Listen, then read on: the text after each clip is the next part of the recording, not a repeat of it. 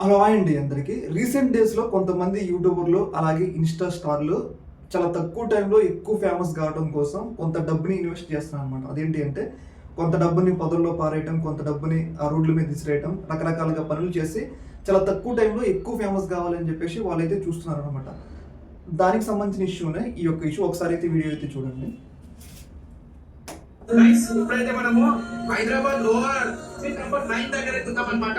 So మీకోసం money hunting challenge. నేనైతే ఇందులో నుంచి ఒక 80,000 రూపాయలు అయితే మనీ హంటింగ్ ఇస్తున్నా. ఎవరైనా తీసుకోవాలనుకుంటే కనుక ఓవర్ మనకి ఎగ్జిట్ నెంబర్ 9 దగ్గర ఉంది. మీకోసమే అక్కడ 20,000 చేసిన. All the best.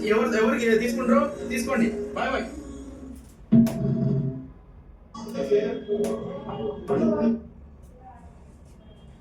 చూసారు కదా! ఆ యూట్యూబర్ చేసిన పనేంటి అంటే, తన తక్కువ టైంలో ఎక్కువ ఫేమస్ కావాలని చెప్పేసి కొంత డబ్బుని, ఒక 20,000 రూపాయల డబ్బుని ఆయన చూపియడానికైతే ఆయన చేతిలో రూ. 1,00,000 చూపించిండు. కాకపోతే ఒక 20,000 రూపాయల డబ్బునైతే పొదల్లో ఇసిరేసిండనమాట. పొదల్లో ఇసిరేసి, మీరు అక్కడికి రండి, అక్కడికొస్తే మీకు ఆ డబ్బు దొరుకుతది అని చెప్పేసి ప్రజల్ని ఏందంటే ఒక గొర్రెల్లాగా ఏమంటారు, ఎవరైనా డబ్బులు దొరుకుతాయి అంటే అక్కడికెళ్తారు కదా!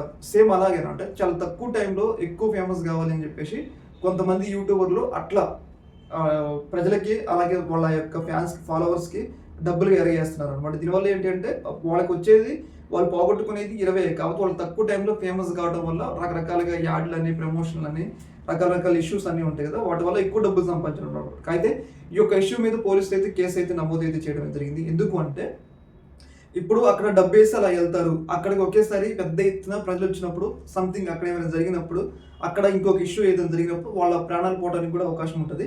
ఇంకోటేంటంటే డబ్బుని అలా పారేయడం వల్ల కొంచెం ఇబ్బంది. అది ఎవరైనా అసాంఘిక శక్తులకి దొరికినా గానీ దాన్ని మిస్‌యూజ్ చేయడానికి అవకాశం ఉంటది కాబట్టి, వీటన్నిటిని దృష్టిలో పెట్టుకొని ఆయన మీద పోలీసులైతే కేసైతే నమోదు చేశారు. అంటే తక్కువ టైంలో ఎక్కువ ఫేమస్ కావాలి అని చెప్పేసి వాళ్ళు ఇలాంటి కార్యక్రమాలన్నీ చేస్తున్నారనమాట.